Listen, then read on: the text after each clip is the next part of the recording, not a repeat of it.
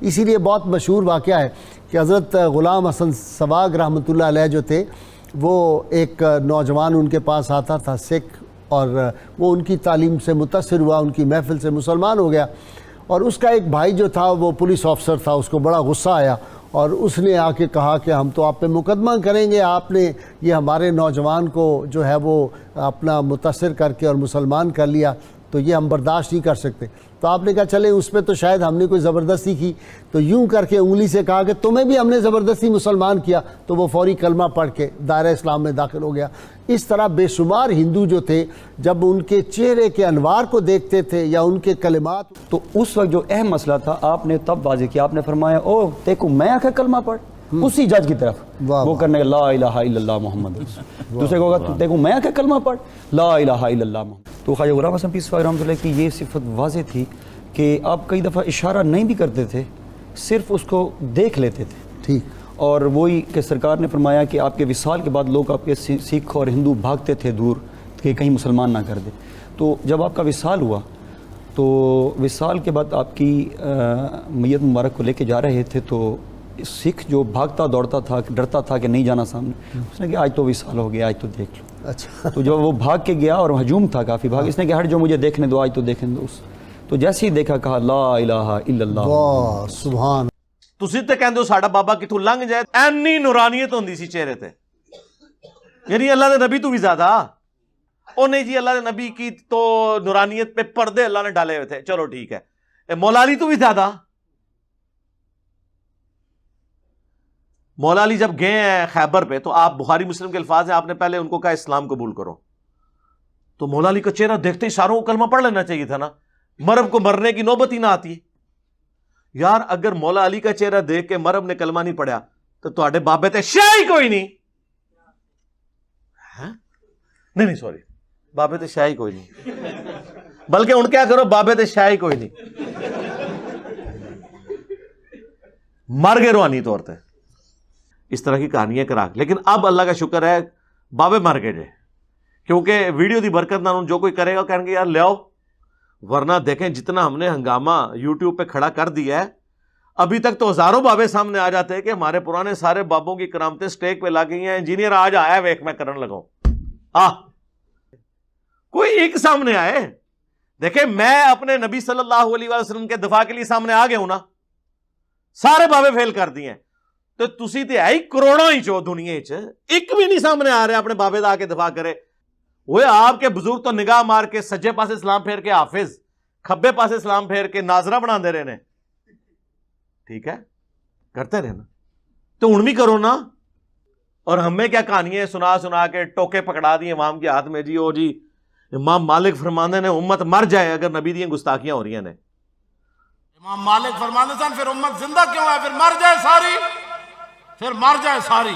پوری عالم اسلام اس وقت یا تو مر جائے، یا تو مر جائے سارا عالم اسلام، یا پھر حضور کی عزت پر پہرا دے، بس۔ تو سرکار اے غوث کتب ابدال امت نہیں ہے، انہوں نے اپنے نبی کا کلمہ نہیں پڑھا ہوا، یہ تو بلکہ چیمپئن ہے۔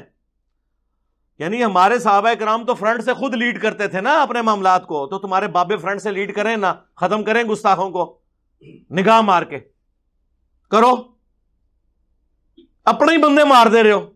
یوٹیوب پہ گستاخانہ ویڈیوز چڑھانے والے تو کوئی نہیں آپ نے نگاہ مار کے ختم کیا، ان کی ہارڈ ڈسک سے ڈیٹا تو آپ نے کوئی نہیں ڈیلیٹ کروایا، ٹھیک ہے۔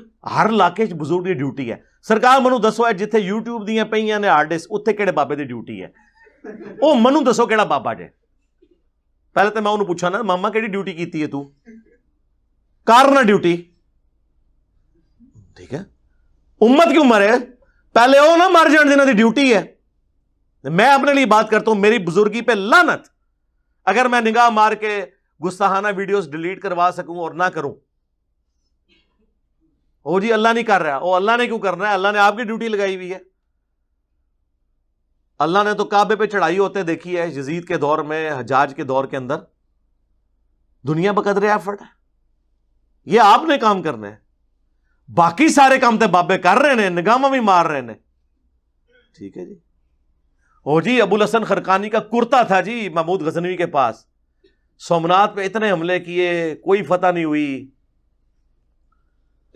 پھر انہوں نے ایک دفعہ جو ہے کرتا اٹھا کے یوں جناب دعا کی، اللہ تعالیٰ نے فتح دے دی جی۔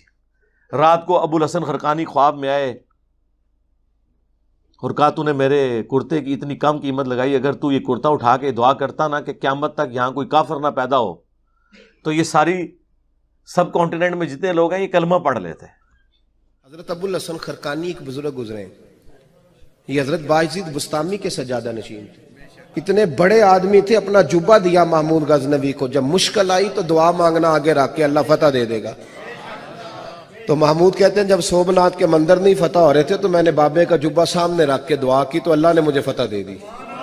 کہتے ہیں بابا جی رات خواب میں ملے تو کہنے لگے تو نے کیا قیمت ڈالی میرے جبے کی؟ کہا حضور کیا مطلب؟ فرمانے لگے تو میرا جبہ سامنے رکھ کے دعا کرتا کہ یا اللہ ہندوستان کے سارے کافر مسلمان ہو جائیں تو اللہ نے توفیق ایمان دے دینی تھی، یہ تو نے کیا دعا مانگی ہے؟ کہتے ہیں سبحان اللہ، وہ ظالموں، اللہ کے نبی کا کرتا ڈائریکٹ صحابہ کے پاس موجود تھا، صحیح مسلم میں کالا جبہ نکالا گیا، ام سلمہ نے کہا کہ یہ اللہ کے نبی پہنتے تھے اور ہم اس کا دھون مریضوں کو شفا کے لیے جو ہے وہ پلاتے ہیں۔ تو قادسیہ اور یرموک میں صحابہ کرام رسول اللہ کا کرتا کیوں نہیں لے گئے ادھر رومنز اور پرشینز کے خلاف؟ اور اس سے بڑی بات، جب نبی علیہ السلام وہ خود کرتا پہنے ہوئے تھے تو آپ جس گلی سے گزرتے تھے تو سارے کافر کلمہ کیوں نہیں پڑھ لیتے تھے؟ تو خدا کے لیے اپنی آنکھیں کھولیں۔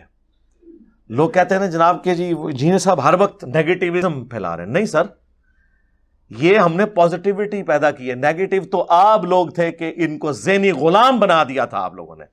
ہم نے آپ کے بابوں کی غلامی سے چھڑا کر انہیں اس شخص کی غلامی میں دیا جس کی قبر مدینے میں ہے، صلی اللہ علیہ وآلہ وسلم۔